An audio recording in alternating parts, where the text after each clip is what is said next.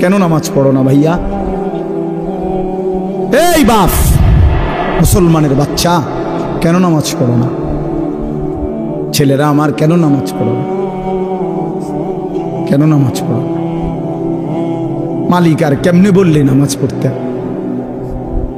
রাসূলুল্লাহ সাল্লাল্লাহু আলাইহি ওয়াসাল্লাম হাসরের ময়দানে জিজ্ঞাসা করবে, উম্মত, পিঠটা তায়েফের পাথরের আঘাতে চালনির মতো ছিদ্র বানায় ফেলছিলাম, ক্ষুধার কষ্টে পেটে পাথর বাঁধছিলাম, 3 মাস আমার ঘরের চুলায় আগুন জ্বলে নাই, আমি উম্মত দান দান শহীদ করে রক্তে ভাসে গেছি, 23টা বছর আমি কোনোদিন ঠিক মতো ঘুমাই নাই, এত কাঁদলাম, এত রক্ত ঝরাইলাম, বিনিময়ে তোর কলজাটা নরম করতে পারলাম না,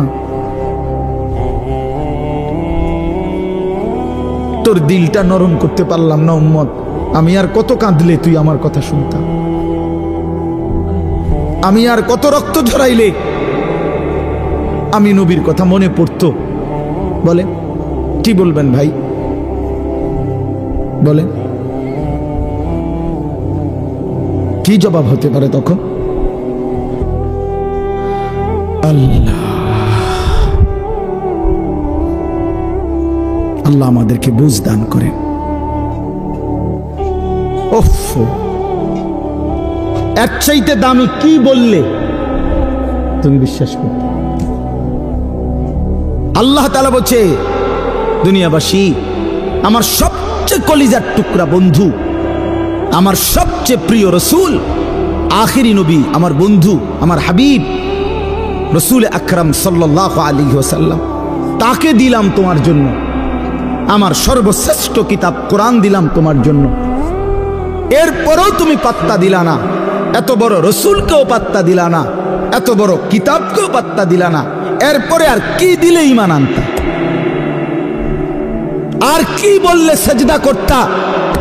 আমার মতো মালিক আর কতবার বললে তুমি সেজদা দিতা? আমার রসুল কতবার কাঁদলে, আর কতদিন কাঁদলে? 23টা বছর তো কাঁদছেন বন্ধু আমার, সেই বন্ধু আর কত কাঁদলে তুমি নামাজ পড়তা?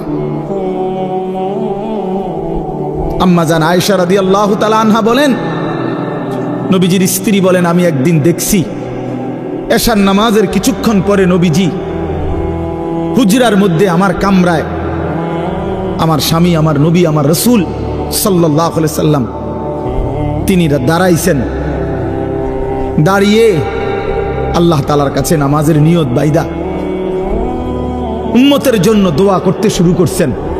আম্মা জান আয়েশা বলেন, দুনিয়াবাসী, আল্লাহর কসম, ফজরের আজানের পূর্ব পর্যন্ত এক দাঁড়ানোতে আমি দেখছি নবীজি সারাটা রাত কাঁদছেন আর উম্মতের জন্য দোয়া করছেন। সারা রাত, সারা রাত। ইন তুআযিবহুম ফাইন্নাহুম ইবাদুক ওয়া ইন তাগফির লাহুম ফাইন্নাকা আনতাল আজিজুল হাকীম। এই দোয়াটা করছে, আল্লাহ, আমার উম্মত আপনার বান্দা, আপনি বানাইছেন, যারে আপনি বানাইছেন তারে আপনি চাইলেই শাস্তি দিতে পারেন, এটা তো আমি জানি। আপনি শাস্তি দিলে আপনারে বাধা দিবে কে? কারণ আপনার গোলাম, আপনার বান্দা, আপনি বানিয়েছেন, আপনি মনিব, আপনি মালিক। কিন্তু ওয়া ইন তাগফির লাহুম, ওফ, নবীজি বলেন, আল্লাহ, কিন্তু এই বন্ধুর দিকে তাকাইয়া, আপনি তো আমারে খুব ভালোবাসেন, আমার দিকে তাকাইয়া যদি আমার উম্মতরে মাফ করে দেন, তাইলে আপনারে বাধা দিবে কে?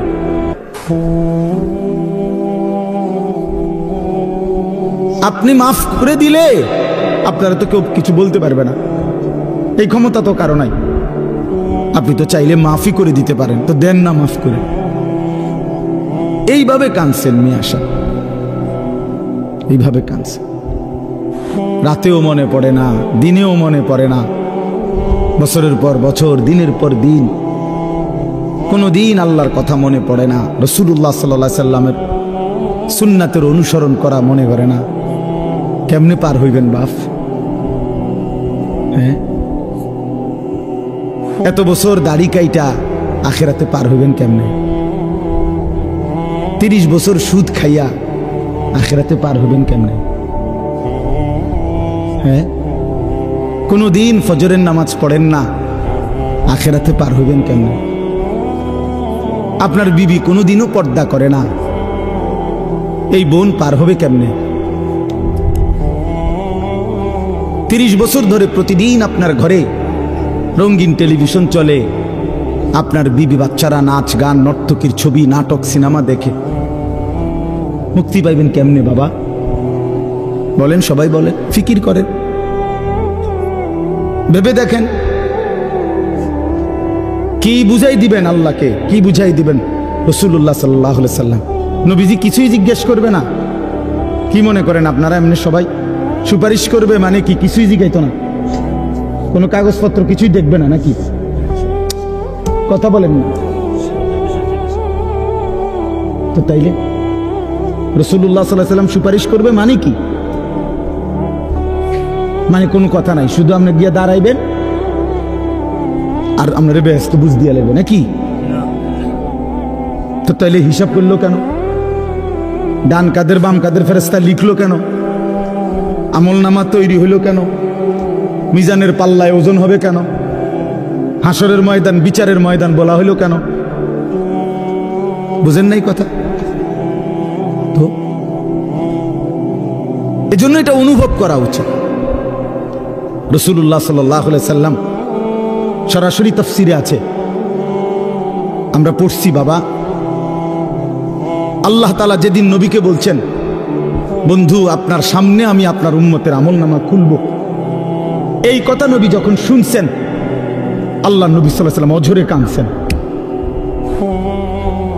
কেন কাঁদছেন?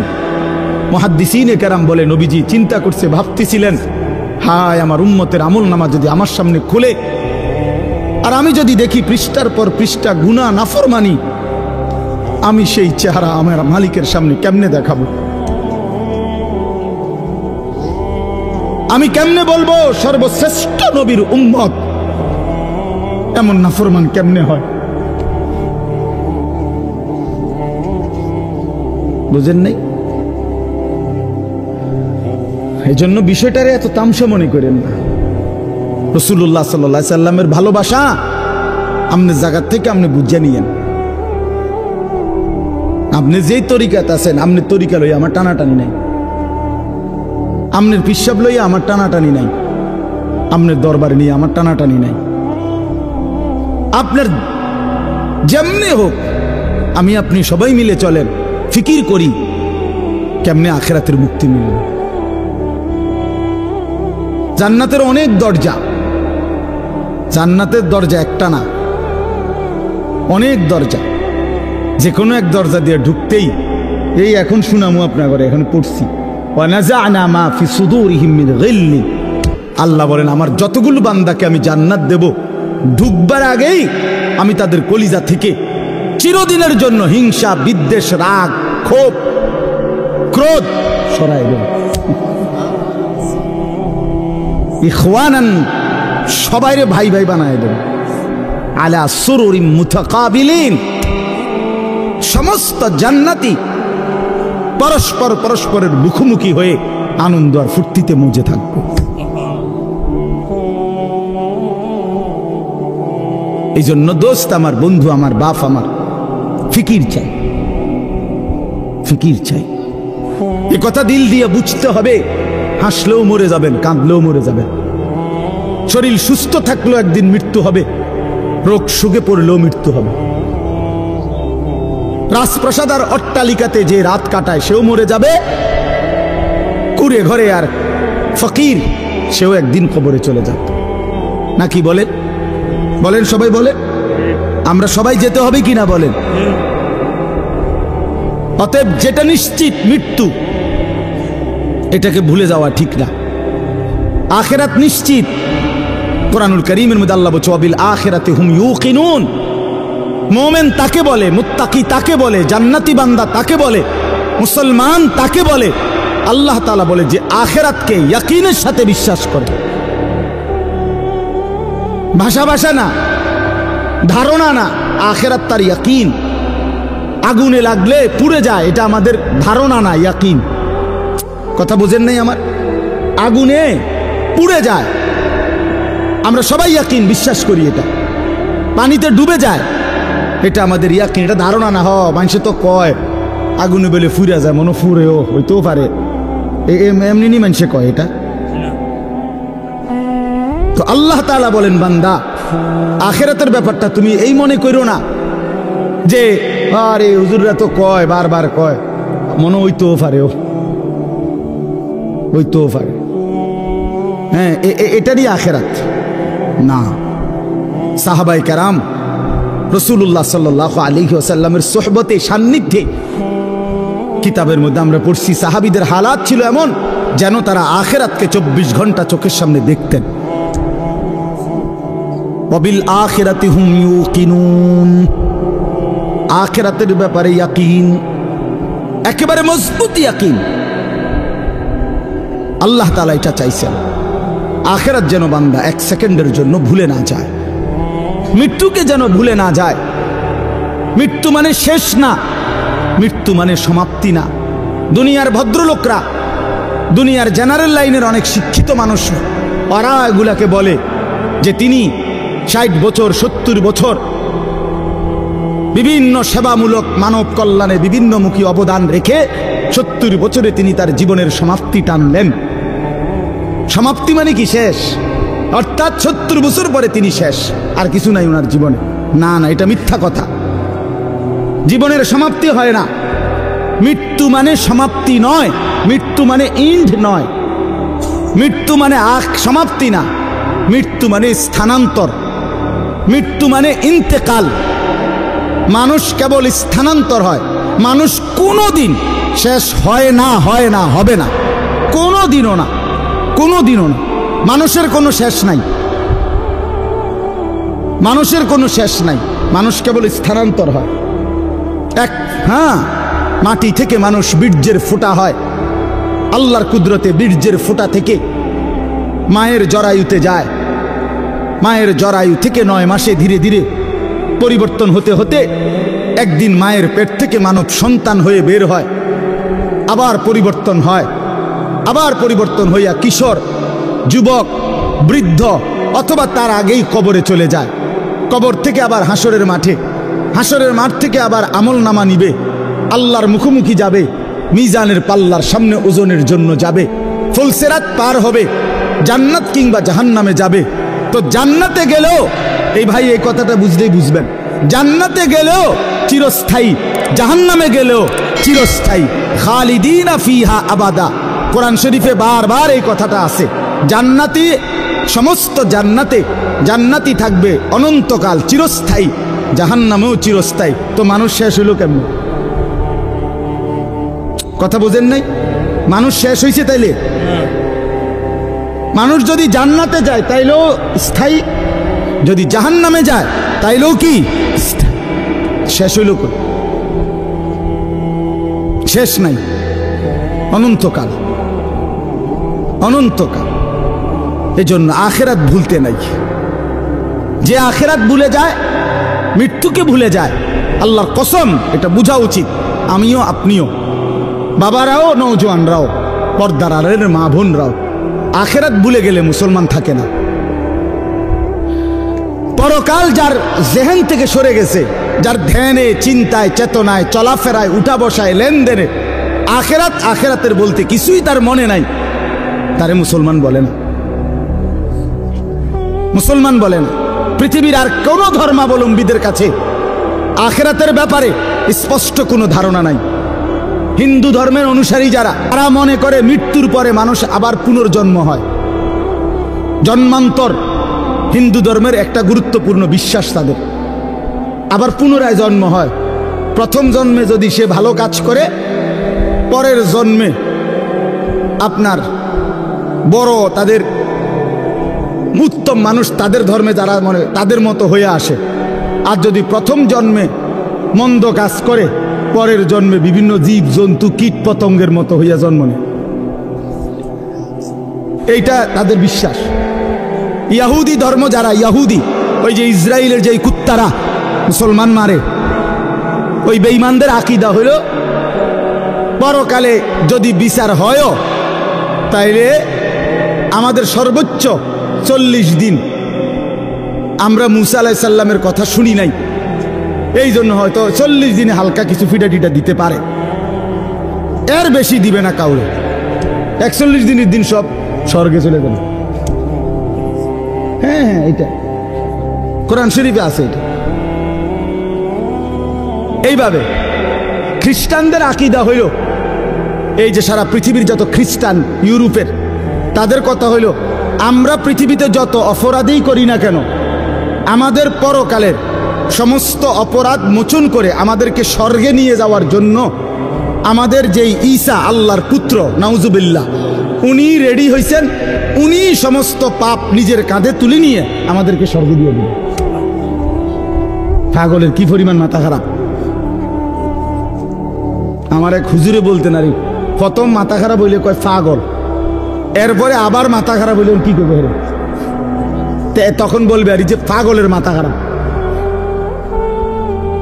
প্রথম তো মাথা খারাপ হয়েছিল আর পাগল হয়েছে, এখন আবার কি হয়েছে? আগে তার সিট ছিল 3-4টা, অনসি পুরাডি ছিঁড়ে গেছে। এই ধরনের মাথা খারাপ এরা।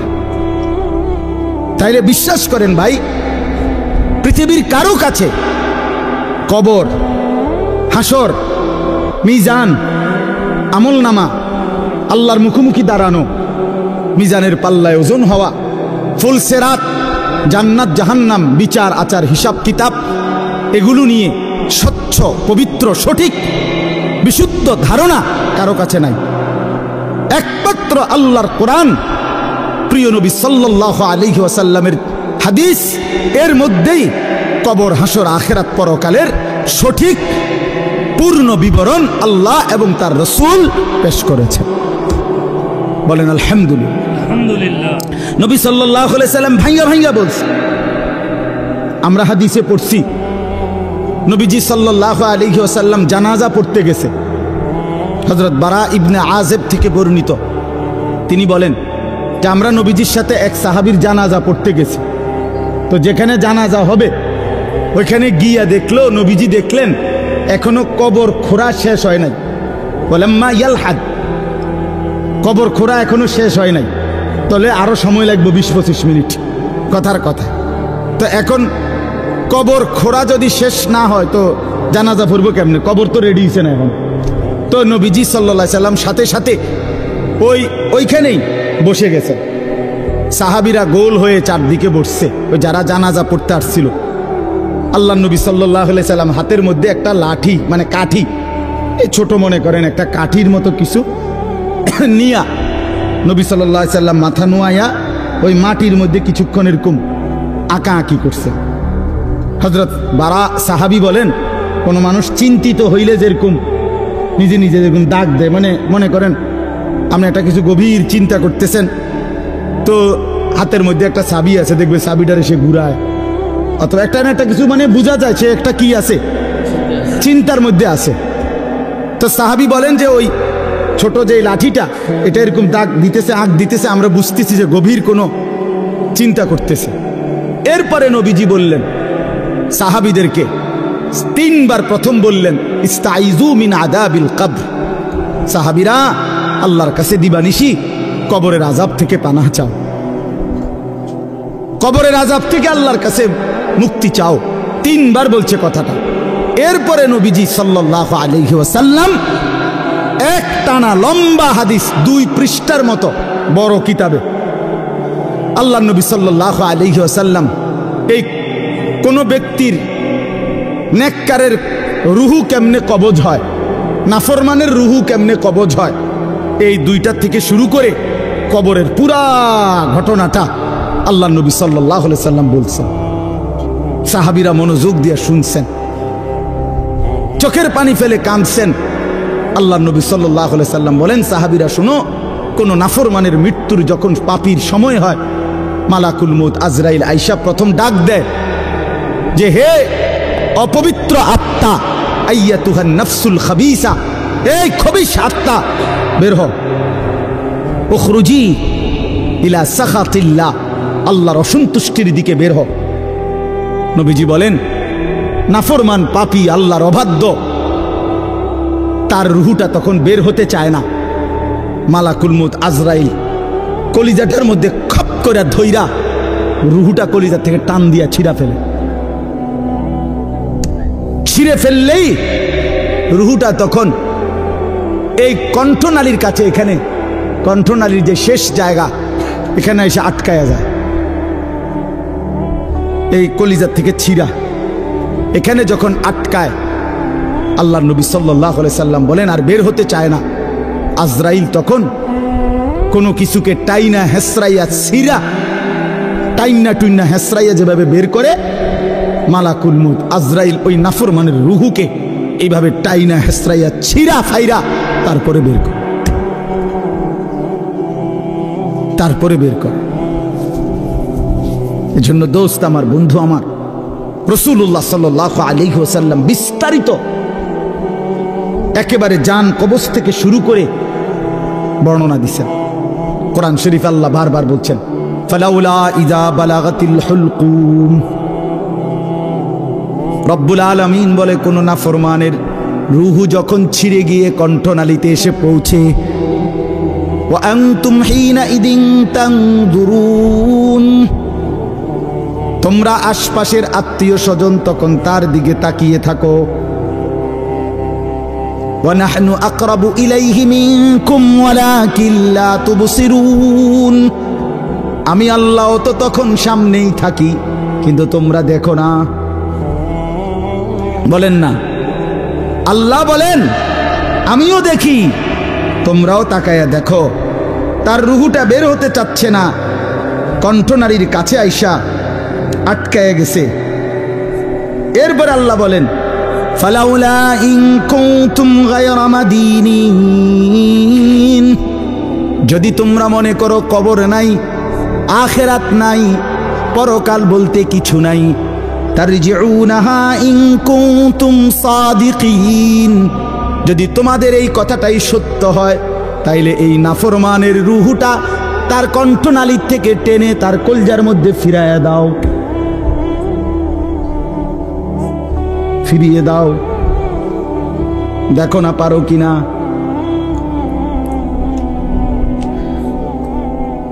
তাহলে বলেন সম্ভব তখন?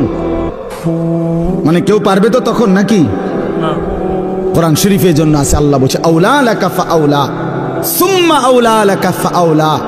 আল্লাহ বলে, নাফরমান বান্দা মনে রেখো, তুমি 4 বার কষ্ট পাইবা, তুমি 4 বার যন্ত্রণা পাইবা, তুমি 4 বার আযাব পাইবা।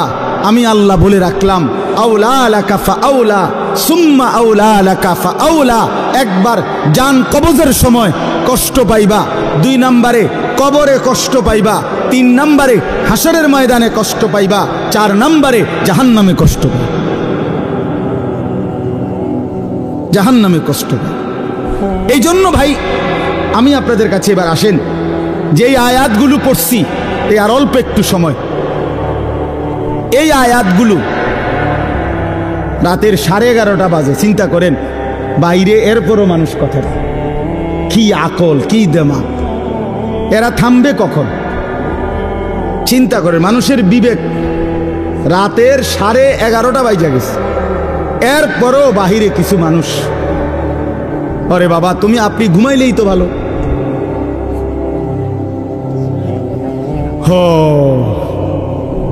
কোনো কথাই মানে আল্লাহর কথা কানের ধার দিয়েও যায় না। দুর্ভাগ্য, দুর্ভাগ্য। চলেন তো আমি বলতেছি, আখিরাতকে যদি কেউ ভুলে যায়, আর অল্প একটু আমার কথাটা শুনেন, আখিরাতকে কেউ ভুলে গেলে, যুবক ভাই তোমরাও শোনো ভাই, আখিরাতকে ভুলে গেলে সে আর মুসলমান থাকে না। মানুষ আখিরাতকে ভুলে গেলে মানুষ জানোয়ার হয়। দুনিয়ার কোনো আইন দিয়া, আরো কোনো আইন না, আরো পুলিশ, র্যাব, বিজিবি না, এর উর্ফে আরো 10টা বাহিনীও যদি পৃথিবীতে চালু করে, মানুষের থেকে মন্দ অভ্যাস, মানুষের গুনাহের প্রবণতা, মানুষের অপরাধের মানসিকতা কমবে না। মানুষ সুযোগ খুঁজে, দুনিয়ার এই আইন প্রশাসনের কাছ থেকে মানুষ ফাঁকফুক খুঁজে, আর কি কৌশল বাইর করে, কোনো না কোনো কৌশলে পুলিশে ফাঁকি দেয়, র্যাবকে ফাঁকি দেয়, বিজিবি ফাঁকি দেয়, মেম্বাররে ফাঁকি দেয়, চেয়ারম্যানরে ফাঁকি দেয়, বাবাকে ফাঁকি দেয়, মাকে ফাঁকি দেয়, কাউকে না কাউকে ফাঁকি দিয়া কোনো না কোনো বুদ্ধি বাহির কইরা সে অপরাধ করে। কিন্তু যার কলিজার ভিতরে আল্লাহর সামনে দাঁড়াইবার অনুভূতি, আখেরাত, পরকাল, নিজের বিচার, নিজের হিসাব, যে এই কথা দিল দিয়া বুঝে যে আমার এক সেকেন্ড আল্লাহর আড়ালে না, আমার প্রতি নিঃশ্বাসের হিসাব দিতে হবে, প্রতি সেকেন্ডের হিসাব দিতে হবে, আল্লাহর কসম এই আখেরাতের বিশ্বাস যার কলিজায় যতটা মজবুত হয়ে বসে তো ততটাই তার অপরাধ কমে যায়, আল্লাহর বন্দেগী বেড়ে যায়। আপনি যদি বলেন আমি হুজুরের মধ্যে, আপনি যদি বলেন হুজুর আমনের মধ্যেও অনেক গুনাহ আছে, আপনারাও হুজুরদের মধ্যে বহুত কি আছে, পাপ আছে, আমরা জানি, হ্যাঁ তো আমিও কই জানি, তো বুঝতে হবে আমার মধ্যে আখেরাতের ঘাটতি আছে, আপনার মধ্যে যেমন ঘাটতি। কথা বুঝছেন কি না বলে? আমি কোনো বেহেশতের থেকে আইছি না, আমি আইছি সাবের বাজার থেকে। বুঝছেন আমার কথাটা? আমি এখন কি বেহেশতের থেকে আইছি? কে? আমি আইছি ক্যান্টনমেন্ট থেকে। তো আমি তো বেহেশতের থেকে আসি নাই, আমাকে হিসাবের জন্য যাইতে হবে। আপনি যেমন দাঁড়াবেন আমিও দাঁড়াবো, আপনাকে যেমন হিসাব দিতে হবে আমাকেও দিতে হবে। এই জন্য আখেরাত ভুলে গেলে এক মানুষের অপরাধ বেড়ে যায়, এক মানুষের বন্দিগি ছুটে যায়। কেন নামাজ পড়ে না? আখেরাত মনে নাই। কেন চুরি করে, জিনা করে, ব্যভিচার করে, মদ খায়, জুয়া খেলে? কেন সারা রাত যুবক সারা রাত উলঙ্গ ছবি দেখে, নর্তকীর নাচ দেখে, জিনা ব্যভিচারের দৃশ্য দেখে?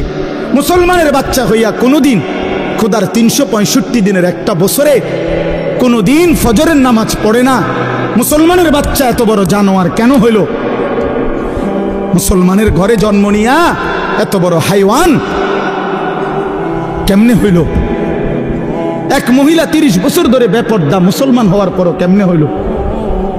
একজন মুসলমান হওয়ার পরে 30টা বছর ধরে সে কেমনে সুদ খায়, কিস্তি নেয়, এত মিথ্যা কথা, এত গালিগালাজ কেমনে করে?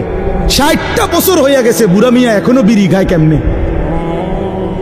60 বছর বয়স এখনো সাদওয়ানে বৈশা টেলিভিশনে নর্তকীর নাচ দেখে কেমনে? কারণ আখেরাত ভুলে গেছে। কি ভুলে গেছে বলেন না কেন? অথবা আখেরাত মনে আছে, তবে আখেরাতকে সামান্য কিছু মনে করছে। এই মনে ঘন্টা 2-1 একটা বিষয়, হয়তো 2টা থাপড় চটকনা দিয়া, বুঝেন না কথা, 2-1টা থাপ্পড় টাপ্পড় দিয়ে মনে কি করে দিব, ছেড়ে দিব। অথচ বিষয়টা তো এমন না। আল্লাহ তাআলা কোরআনে বলছে হাসরের ময়দানের একদিন এক এক দিন প্রতিদিন এক এক দিন 50,000 বছর। কোরআন শরীফের আয়াত, এটা কোনো হুজুরের ব্যাখ্যা না, ডাইরেক্ট কোরআনের আয়াত। ফি ইয়াউমিন কানা মিকদারুহু 50,000 সানা, প্রতিদিন একদিন হাসরের ময়দানের 50,000 বছর। 50,000 বছর একটা প্রচন্ড গরমের জায়গার মধ্যে আপনারই যদি 4টা ঘন্টা 5টা ঘন্টা, চারিদিকে কোনো দরজা নাই, জানালা নাই, পুরা গরমের মধ্যে এই প্রচন্ড গরমের সিজনে যদি বসায় রাখে 10টা ঘন্টা, আপনি তো পাগল হয়ে যাবেন। আপনি তো গরমে পাগল হয়ে যাবেন। তো 50,000 বছর একদিনে মাথার উপরে সূর্যটা থাকলে দোস্ত আমার কি হবে অবস্থা? পায়ের নিচের জমিন তামার মতো হলে কি হবে? আল্লাহ নবী সাল্লাল্লাহু আলাইহি সাল্লাম বলেছেন, উম্মত 1 সেকেন্ডের জন্য এই এক পাও রাখতে যেটুকু জায়গা, পায়ের তালু, এতটুকু জায়গার অতিরিক্ত কাউকে 1 সুতা জায়গা বেশি দেওয়া হবে না। মাউদাউ কাদামিন, শুধু পাও রাখবার জায়গাটাই হাসরের ময়দানে মিলবে। ডানে বামে সামনে পিছনে আর আগাইতেও পারবে না, পিছাইতেও পারবে না, এবং 1 সেকেন্ডের জন্য বসতে পারবে না। ইয়াউমা ইয়াকুমুন নাসু লিরাব্বিল আলামিন, দাঁড়িয়ে থাকতে হবে, মাথার উপরে সূর্য থাকবে, পায়ের নিচে জমিন তামার মতো, নড়াচড়ারও কোনো ডান বাম করার সুযোগ নাই। জাহান্নাম সামনে, ওয়াজিআ ইয়াউমাইদিন বিজাহান্নাম, কোরআন শরীফ আল্লাহ বলছে হাসরের ময়দানে জাহান্নামকে সকলের সামনে এনে দাঁড় করানো হবে, জাহান্নামকে দেখবে। এই অবস্থায় কেমন হবে হালাত? আমি এবছর এই যে গত হজে আরাফার দিন, যেদিন হজের দিন, বিশ্বাস করেন হজের দিন আরাফাতের দিন মানে হজ্জের সময় ওই তাবুর বাহিরে দাঁড়াইয়া, খোলা আকাশের নিচে দাঁড়াইয়া দোয়া করা, এটা একটা সুন্নত, মানে নবীজির একটা আমল ছিল। নবীজি আরাফার দিন, হজের দিন তাবুত থেকে সইরা আলগা হইয়া খালি আকাশের নিচে দোয়া করছেন লম্বা সময়। এই আমলটা করার জন্য বিশেষ করে এই বছরের হজে 2-3 বার বাইর হইছি। এক দূর 2টা মিনিটও বিশ্বাস করেন মনে হচ্ছে যেন আগুনের গোলা মারতে আছে শরীরে। গরম কাহাকে বলে, একেবারে পুড়ে গেছে পাউডার পুরা। আমি বাড়িতে আসার পরেও তো প্রায় 15-20 দিন আমার হাতের কোনো সুদ আসিল না, এত গরম ছিল এবছর। তো অথচ আমরা সবাই বৈজ্ঞানিক গবেষণা কি যেন আমাদের থেকে সূর্য কত দূরে, কত জি আচ্ছা এই ধরেন না যে দূর দূরে, এই 2,86,000 কণ আর 30 লক্ষ মাইল দূরে কণ, যাই বলেন অনেক দূরে কিনা বলেন না, এই লক্ষ লক্ষ মাইল দূরে সূর্যের তাপে যদি এই অবস্থা হয়, মাথার উপরের সূর্যের কি অবস্থা হয়? কেন নামাজ পড়ো না ভাইয়া? এই বাপ মুসলমানের বাচ্চা, কেন নামাজ পড়ো না? ছেলেরা আমার, কেন নামাজ পড়ো না? কেন নামাজ পড়ো না? মালিক আর কেমনে বললে নামাজ পড়তে? রাসূলুল্লাহ সাল্লাল্লাহু আলাইহি ওয়াসাল্লাম হাসরের ময়দানে জিজ্ঞাসা করবে, উম্মত পিঠটা তায়েফের পাথরের আঘাতে চালনির মতো ছিদ্র বানায় ফেলছিলাম, ক্ষুধার কষ্টে পেটে পাথর বাঁধছিলাম, 3 মাস আমার ঘরের চুলায় আগুন জ্বলে নাই, আমি উম্মত দান দান শহীদ করে রক্তে ভাসে গেছি, 23টা বছর আমি কোনোদিন ঠিক মতো ঘুমাই নাই, এত কাঁদলাম, এত রক্ত ঝরাইলাম, বিনিময়ে তোর কলজাটা নরম করতে পারলাম না, তোর দিলটা নরম করতে পারলাম না উম্মত। আমি আর কত কাঁদলে তুই আমার কথা শুনতাম? আমি আর কত রক্ত ঝরাইলে আমি নবীর কথা মনে পড়তো? বলেন কি বলবেন ভাই, বলেন কি জবাব হতে পারে তখন? আল্লাহ আল্লাহ আমাদেরকে বুঝ দান করেন। এজন্য চলেন আমরা, আল্লাহ তাআলা আমাদেরকে বলছে, বান্দা তুমি জান্নাতে যাইতে হইলে তাকওয়া অর্জন করতে হবে। ঈমান তোমারে আমি এমনিই দিলাম, জন্মসূত্রেই মায়ের পেট থেকে বের হইছ, সাথে আমি ঈমানের দৌলত আমি তোমারে দিয়া দিছিলাম। মুসলমান মায়ের ঘরে জন্ম দিয়া ঈমান আমি তোমারে এমনিই দিছি, সর্বশ্রেষ্ঠ সম্পদ আমি এমনিই দিলাম। এবার তুমি আমারে সাথে আরেকটা নিয়ামত তাকওয়া, এটা সাথে বুঝাইয়া দাও, ঈমান আর তাকওয়া আমার হাতে তুলে দিবা, আমার জান্নাত আমি তোমার হাতে তুলে দেব। এই তাকওয়া বুঝাইয়া দাও। ঈমানের পরে প্রত্যেকটা মুমিনের কাছে, মুসলমানের কাছে আল্লাহর পাকের চাওয়া তাকওয়া। আল্লাহ যেন বলে, ইসলাম তো তোমারে দিলাম, মুমিন তো তোমার পরিচয় হইল, তুমি তো নিজেরাই বলতেছো তুমি মুসলমান, তুমিই বলতেছো তুমি মুমিন। আমরা এখানে বলি না সবাই নিজেরা মুসলমান বলেন? ওরে ভাই বলেন না, ছেলেরা বলো ভাই, এই পরিচয়ে কোনো অতৃপ্তি বা অসন্তুষ্টি আছে কারো? তাইলে আমরা আলহামদুলিল্লাহ এই ব্যাপারে আমরা সন্তুষ্ট যে আমি মুসলমান, আমি মুসলমান। তো আল্লাহ তাআলা বলেন, মুসলমানের পরিচয় তো তোমারে আমি দিলামই, এটা তো আমিই দিছি, তোমার কোনো যোগ্যতা নাই, তোমার বাবা মারও কোনো যোগ্যতা নাই। আমি কেন আমার বাপ মার ঘরে জন্ম নিলাম, এটা কি আমার বাপ মায়ের কোনো যোগ্যতা? আমি কেন মুসলমানের ঘরে জন্ম নিলাম, ওই লোকটা কেন হিন্দুর ঘরে জন্ম নিল, এর মধ্যে আমাদের কোনো সফলতা